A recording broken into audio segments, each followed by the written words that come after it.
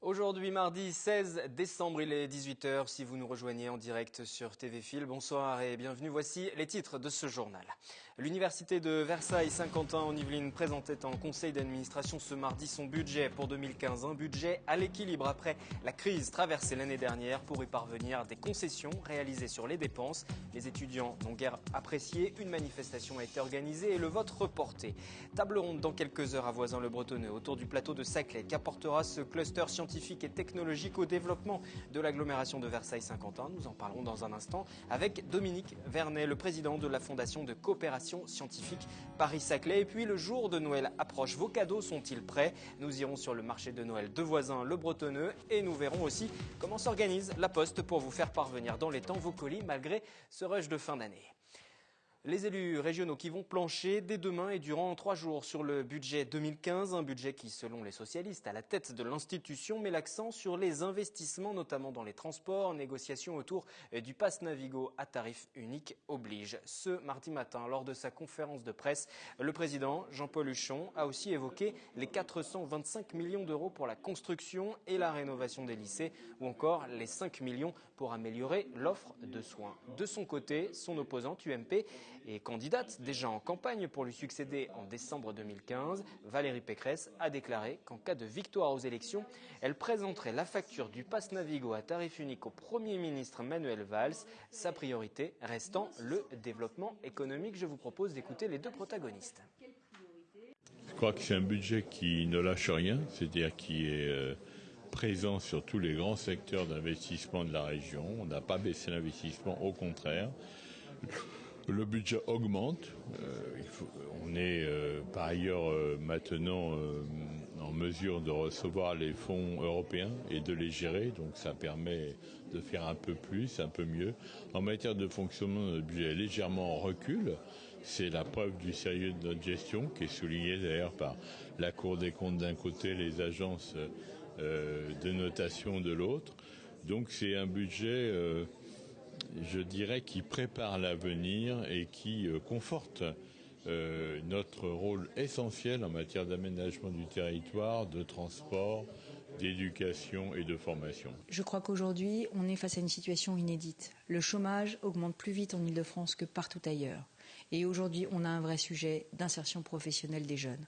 Donc moi, je prendrai tous les crédits qui sont non prioritaires et je les affecterai à ces compétences. Développement économique, aide aux entreprises en difficulté, formation professionnelle des chômeurs, formation professionnelle des jeunes, apprentissage, et ce sera ma priorité. Et ma deuxième priorité, ce sera de lutter contre toutes ces fractures territoriales en Île-de-France. Il y a des quartiers qui sont des quartiers délaissés.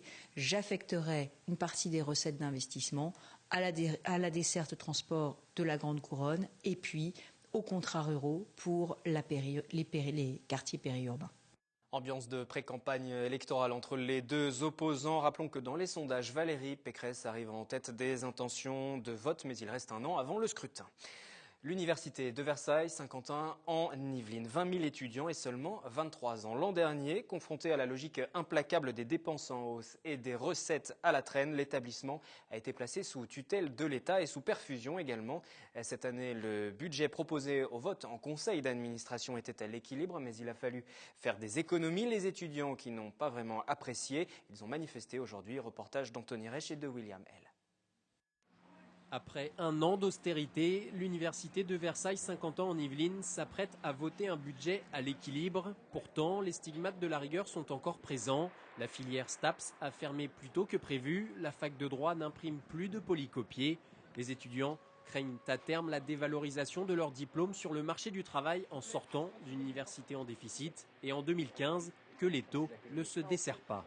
Pour vous donner un exemple, le GVT, le glissement vieillesse technique, donc ce qui fait que les fonctionnaires plus ils travaillent des années, plus ils ont de l'expérience, plus ils gagnent en salaire.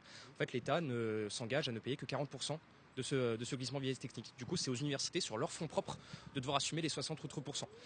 Du coup, pour avoir un budget à l'équilibre, elles sont obligées de couper dans les autres budgets, dont la formation. Par exemple, en 2015, il y aura moins de place pour les étudiants dans les formations, en licence ou en master. Et c'est pas à nous de payer les pots cassés. Pour protester contre ce vote de budget prévisionnel, cette vingtaine d'étudiants s'apprêtent à entrer de force dans la salle de réunion du conseil d'administration.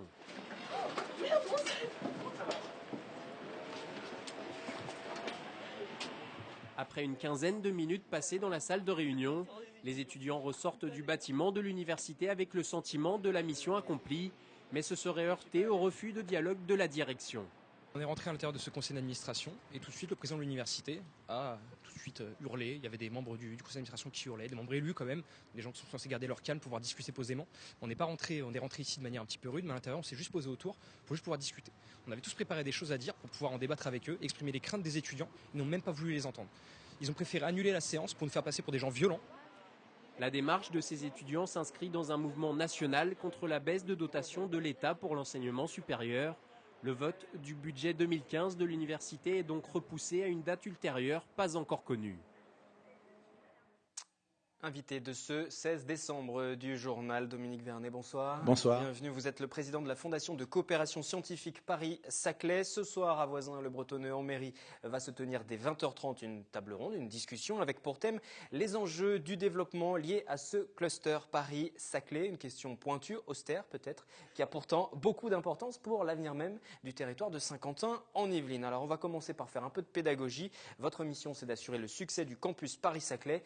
Le campus Paris-Saclay, c'est quoi? Ça correspond à quoi? Alors, ça correspond à quoi? L'ambition, je vais parler de l'ambition, c'est de créer l'équivalent d'une grande université comme Cambridge, comme Oxford, sur le territoire de Paris-Saclay. Pourquoi? Parce que finalement, on est à l'ère de la mondialisation et il faut être visible. Et il faut être visible à l'instar des grandes universités que j'ai citées, je rajouterai Harvard et le MIT et d'autres. Et pour attirer les meilleurs étudiants, pour attirer les meilleurs professeurs, pour attirer les meilleurs enseignants-chercheurs, il faut être visible mondialement.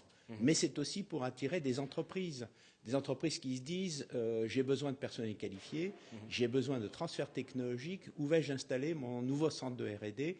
Eh bien, ce qu'on souhaite, c'est qu'il s'installe sur le territoire Paris-Saclay, qui inclut bien sûr le bassin de Saint-Quentin. Aujourd'hui, un tel équipement, un tel ensemble, ça n'existe pas en France. Vous parliez de faire l'équivalent d'Harvard, l'équivalent de Cambridge, tout ça en France, ça n'existe pas. Ça n'existe pas. Et en fait, il faudrait remonter assez loin. Mais en fait, le paysage académique français est extrêmement fractionné.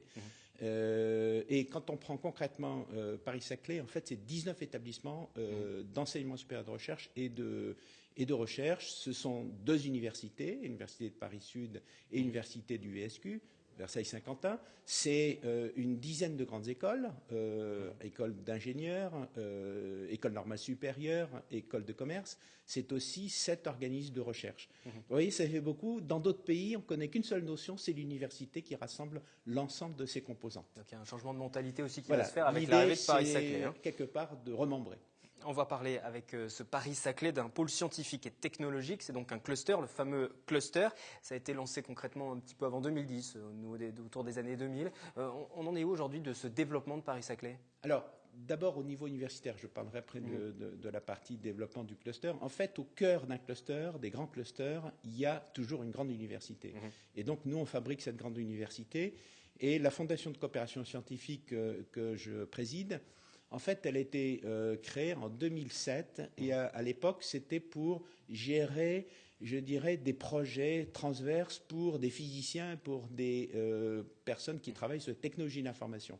Et puis petit à petit, effectivement, cet esprit de rassemblement a parcouru d'autres communautés académiques et très concrètement, en 2011, à l'occasion d'un appel à projet qui avait été lancé par l'État au titre des investissements d'avenir, le fameux grand emprunt, eh bien, nous avons été sélectionnés pour créer cette université Paris-Saclay.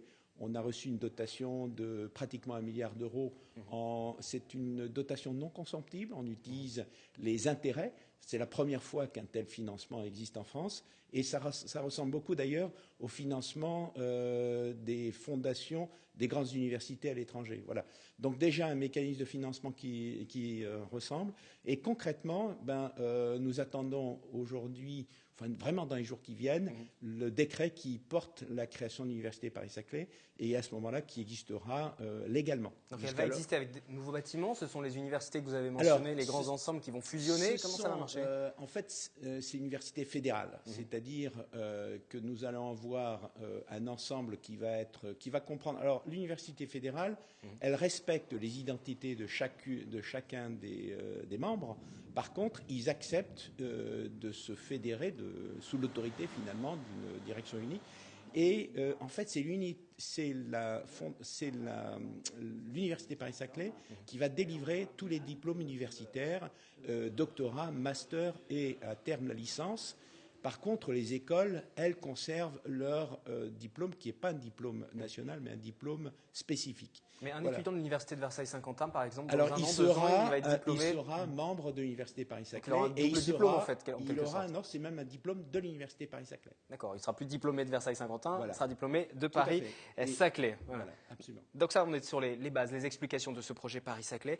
Quels sont les enjeux pour le territoire? Parce que c'est le but de la réunion de la table ronde qui se tiendra tout à l'heure à Voisins-le-Bretonneux à partir de 20h30, donc ce mardi, dans quelques heures, si vous nous suivez ce soir en direct. L'objectif, c'est quoi? L'enjeu pour Saint-Quentin en Yvelines, c'est quoi? L'enjeu, c'est d'abord la visibilité internationale. Versailles-Saint-Quentin, en Yvelines, ça a beaucoup de mérite, mais bon, Versailles connu par son château, mais pas forcément. Saint-Quentin qui reste un pôle économique important en Ile-de-France, malgré tout. Hein. Tout à fait, mais c'est connu en Ile-de-France, c'est déjà moins connu dans la France, et honnêtement, dès qu'on va à l'étranger, c'est pas forcément très connu. Donc l'objectif, c'est que ce territoire soit repéré comme un grand territoire de développement, et que dans le fond, des entreprises étrangères, américaines, asiatiques, qui se disent j'ai envie de m'installer en Europe, où est-ce que je vais m'installer? Je vais m'installer à un endroit où il y a des gens formés, où il y a encore des réserves foncières pour mettre mes bâtiments, où il y a tout qui est prévu pour accueillir ces entreprises. Eh bien, ça fait partie de l'objectif du cluster, c'est d'attirer finalement de nouvelles entreprises. C'est une manière de créer du développement économique, de l'emploi, qui est effectivement de nouvelles entreprises qui investissent dans notre territoire. Composante importante, c'est l'Université de Versailles-Saint-Quentin, qu'on cite depuis tout à l'heure au cours de cette discussion. On a aussi vu il y a quelques instants un reportage qui parlait du budget et des difficultés rencontrées les années précédentes. Le budget qui n'a pas été voté aujourd'hui, même s'il est à l'équilibre, mais les étudiants s'inquiètent. Il y a eu donc un report du vote après une mobilisation, manifestation. Quel regard vous portez sur la situation économique actuelle de l'université? Est-ce qu'il y a matière à s'en inquiéter? Est-ce que vous vous en inquiétez tout simplement? Bon, je pense qu'on peut jamais être tout à fait rassuré. Effectivement, l'université de Versailles-Saint-Quentin, qui est une grande université, en 20 000 étudiants, 1000 professeurs, enseignants, chercheurs. Bon, c'est une université qui, effectivement, a quelques problèmes économiques. Maintenant, quand on regarde en termes de pourcentage, c'est quand même pas énorme. C'est une fraction. Et d'après son président, que j'ai rencontré encore récemment, Jean-Luc Vessière, l'équilibre est très proche. Voilà. Ce qui est clair, c'est que l'Université Paris-Saclay va pouvoir constituer une solution. Alors pourquoi? Pour 2 raisons. D'abord, parce qu'on va mutualiser. On mutualise des formations, on mutualise des moyens. Donc ça veut dire des économies. Ça veut dire quelque part des économies. Ou, à budget constant, c'est de meilleurs investissements, une meilleure formation pour les étudiants. C'est véritablement l'objectif de la création de l'Université Paris-Saclay, c'est d'aller dans les 2 sens.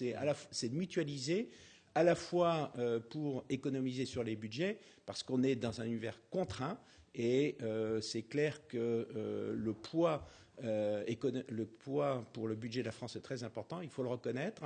Donc on ne peut pas le monter de manière infinie. Par contre, il y a mieux à faire en utilisant les moyens qui existent déjà.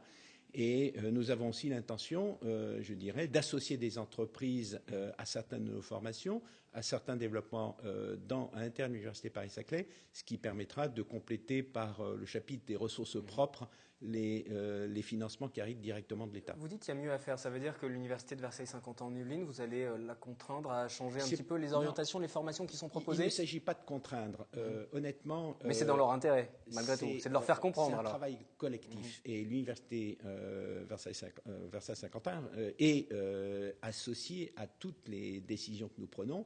Ce n'est pas un système hiérarchique, c'est un système beaucoup plus collégial. dans lequel chacune des voix est entendue. Et vous savez comme moi qu'on ne contraint pas le système universitaire. Il faut mais sur les formations proposées, il peut y avoir des réorientations, par exemple, sur les axes. Oui, mais c'est ce qui s'est fait. Alors, je vais donner 2 exemples. Aussi bien le doctorat que le master. Quand on fait la somme, je dirais, en particulier des masters qui existaient sur l'ensemble Paris-Saclay, c'était tout à fait astronomique. C'était en tous les cas absolument pas lisible. Là, après un gros travail fait collectivement, fait par les enseignants-chercheurs eux-mêmes, c'est-à-dire ceux qui font les formations, eh bien, on est passé, on a réduit de manière considérable. On a une carte avec 49 masters et je crois de l'ordre de 350 parcours, mais dans lequel Versailles-Saint-Quentin est associé systématiquement avec d'autres établissements sur chacune des formations. Donc c'est véritablement une énorme transformation et l'idée c'est qu'en portant à plusieurs des formations, elles seront plus reconnues et puis elles permettront d'avoir plus d'étudiants par parcours et finalement ça veut dire que c'est économiquement meilleur. Voilà les enjeux, les objectifs de ce Paris-Saclay, de ce campus Paris-Saclay en tout cas. Tout à l'heure il en sera question à 20h30 en salle du conseil municipal de Voisins-le-Bretonneux. Vous y serez présents. Il y aura aussi des représentants politiques, des représentants du MEDEF aussi par exemple. À qui s'adresse cette réunion? Le but c'est de faire comprendre au grand public ce qu'est Paris-Saclay ou ça va être une réunion pour les initiés tout à l'heure? Non, justement. Alors moi j'espère que ce ne sera pas pour les initiés parce que les initiés connaissent et c'est même assez triste parce qu'on est amené à redire un peu différemment la même chose parce qu'il y a assez souvent des opposants et on s'échange un peu les mêmes arguments. Je crois qu'il y a un besoin d'en connaître de la part de tous les citoyens et j'espère qu'il y aura effectivement des nouveaux venus et qui nous poseront des questions. Parce que il y a beaucoup de mélanges qui peuvent être faits aussi dans l'opinion parce qu'on parle beaucoup d'ouverture des intercommunalités plus large, on parle de l'opération d'intérêt national, on parle de Paris-Saclay, on parle de rapprochement entre les deux dans le cadre de mutualisation de moyens. Aujourd'hui, c'est difficile de s'y retrouver et de voir quels sont les vrais enjeux et quand tout cela va enfin être lisible pour le grand public. J'allais dire que je crois que les enjeux, tout le monde les comprend. C'est donner de la compétitivité à la France. Donner la compétitivité. Mais est-ce qu'il y a une seule et même ligne claire aujourd'hui? Parce que est-ce qu'il y a plusieurs solutions qui s'affrontent? Est-ce qu'aujourd'hui, finalement, il y a un consensus pour que ça aille dans le bon sens? J'allais dire que sur la partie que je connais le mieux, c'est-à-dire la partie rassembler les universités, les grandes écoles et les organismes de recherche, oui, on est arrivé à consensus. Ça a demandé du temps. Ça a été un peu chaotique au départ, mais on y est arrivé. Maintenant, ce qu'il s'agit, c'est que les collectivités territoriales fassent la même chose. Voilà, donc on ne se pose pas du tout en donneur de leçons parce qu'on sait que dans chaque institution, il y a des difficultés qui sont inhérentes à chacune de ces professions, à chacun. Mais effectivement, je crois qu'il y a quand même la leçon, c'est si on veut exister au niveau mondial, il faut qu'on soit solidaire, il faut qu'on travaille beaucoup mieux ensemble. Je prends souvent l'analogie des hordes gauloises. On sait que finalement, chacune était peut-être très, très forte, mais prise collectivement, elle ne l'était pas. Et l'objectif, c'est véritablement de travailler ensemble, ce que savent mieux faire d'autres peuples et d'autres pays. Voilà, c'est tout l'enjeu de cette Merci Dominique Vernet d'être venu en plateau ce soir, juste avant cette réunion, cette table ronde à 20h30 à Voisins-le-Bretonneux pour évoquer ce dossier du Paris-Saclay. Merci à vous. Une dernière information dans le domaine de la haute technologie à vous donner, puisqu'une convention a été signée ce matin entre ERDF et le syndicat d'énergie des Yvelines et Orange pour l'installation de la fibre optique dans le département. L'opérateur pourra ainsi utiliser les ouvrages électriques aériens de ERDF. 77 communes seront concernées, dont les Clés-sous-Bois, Coignères, Morpas et Plaisir. Écoutez. Alors aujourd'hui, la fibre dans les Yvelines, c'est plus de 100 000 logements desservis par la fibre Orange, c'est-à-dire la fibre passe dans la rue. C'est presque 70 000 logements raccordables, c'est-à-dire la fibre est sur le palier ou à quelques mètres des pavillons. Sur Saint-Quentin, donc sur la Casquie, plusieurs communes sont prévues au programme et donc nous allons discuter avec les responsables de la Casquie pour voir dans quelles conditions nous pouvons déployer cette fibre. Le calendrier, c'est 2015-2016, il y a un coup d'accélérateur et donc nous savons que nous allons avoir de nombreux chantiers sur nos réseaux, donc nous sommes prêts à accueillir la fibre sur nos ouvrages. Et puis après, je pense que ça va continuer et s'étaler sur 2018 encore. Nous ouvrons maintenant une large page dédiée à Noël. Avec les achats sur Internet, nous sommes de plus en plus nombreux à recevoir nos colis par la poste. Et cela se multiplie forcément pendant cette période de fête. À quelques jours du réveillon, c'est le rush dans les centres de distribution comme à Bois d'Arcy. Mélanie Poquet et Elodie Moine qui se sont levés aux aurores pour ce reportage.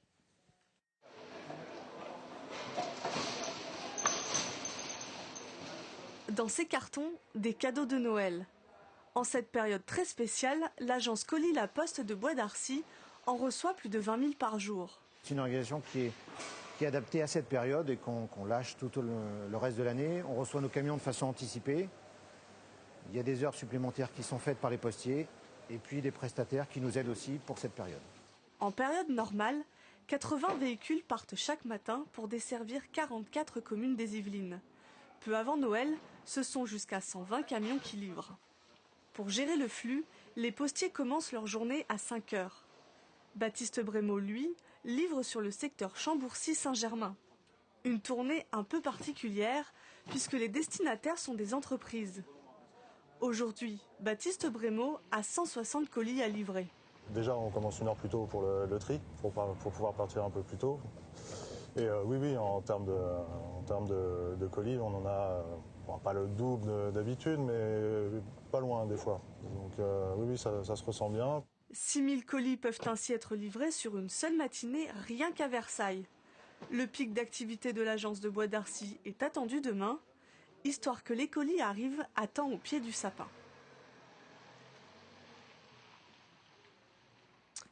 Après la vente en ligne, les marchés de Noël, deuxième marché de Noël des Yvelines, celui proposé à Voisins, le Bretonneux, s'est déroulé le week-end dernier. C'est donc un rendez-vous important, majeur pour le département. Les exposants ont subi malgré tout l'effet de la crise. Les ventes étaient parfois difficiles, même si certains ne manquaient pas d'originalité. William L et Mélanie Poquet.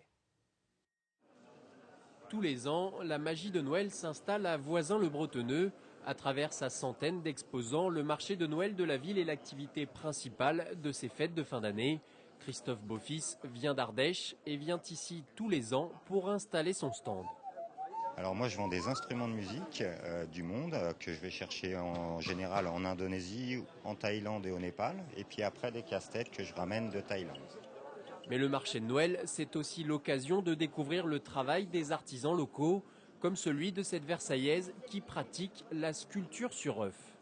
Ce sont tous de vrais œufs, depuis l'œuf de caille, tout petit, jusqu'à l'œuf d'autruche, en passant par l'oie, la canne, la poule faisane, la poule. Il me faut parfois et le plus souvent plusieurs jours parce que je ne peux pas terminer un œuf dans une seule journée. Donc voilà, c'est quelque chose pour lequel on ne compte pas vraiment son temps. Un temps de travail pour lequel ces artisans espèrent bien être récompensés en réalisant des ventes, ce qui devient de plus en plus difficile. Au niveau financier, c'est pas hyper rentable parce qu'on sent qu'il y a un problème de crise, les gens n'ont pas beaucoup d'argent. Les gens regardent, disent que c'est joli, mais même un petit sablier à 15 €, on sent qu'ils ont du mal pour sortir les sous, quoi. Malgré la crise, le marché de Noël reste une bonne occasion de trouver des idées de cadeaux originaux. Et pour les retardataires, il vous reste encore le marché de Noël à Versailles jusqu'au 28 décembre. Et en marge des marchés de Noël, la fin de l'année est aussi l'occasion pour les communes de proposer des moments festifs à leurs habitants. Exemple à Magny-les-Hameaux et à La Verrière, c'était également au cours du week-end dernier. À La Verrière, on est loin du marché de Noël habituel. Ce marché-là est solidaire. 15 associations ont fait le déplacement. Les Crayons de l'Espoir vient de Madagascar. Son but, financer la scolarité d'enfants malgaches. Un enfant peut ainsi être scolarisé avec 3 € par mois. Ici, chaque euro va directement à l'association. Un marché solidaire, donc c'est un marché qui est vraiment développé vers l'ouverture humaine et au niveau de la solidarité des peuples qui sont plus ou moins basés à l'étranger. Des initiatives plébiscitées par le public. Je suis venue parce que tout ce qui est commerce équitable m'intéresse et tout ce qui est partage avec les autres si je peux. C'est très important parce que grâce à cela, ils vont vraiment recevoir de l'argent par rapport à leur travail. Sur ce stand, le festival Alternativa Saint-Quentin en Yvelines vient présenter ses actions et pratique les prix libres. Un moyen de faire aussi découvrir une autre consommation. C'est une manière de montrer qu'on peut consommer autrement, qu'on peut aussi donner une seconde vie aux objets. À Manille-les-Hameaux, toute autre ambiance. Ici, on a misé sur les activités manuelles, de quoi s'amuser tout en apprenant. Autrefois, les gens, c'était au début de la télévision, ils utilisaient des machines comme ça, où il y avait un miroir et on regardait le miroir et on voyait l'image tourner. On avait l'impression que ça faisait vraiment un film. J'ai pris un bout de papier avec des dessins, je l'ai collé sur une boîte de camembert, j'ai mis un bâton et quand j'approche l'œil dans les trous, et ça fait un film. Et pour conclure cette belle journée, le Père Noël bien sûr et un feu d'artifice pour profiter avec un peu d'avance de la magie de Noël.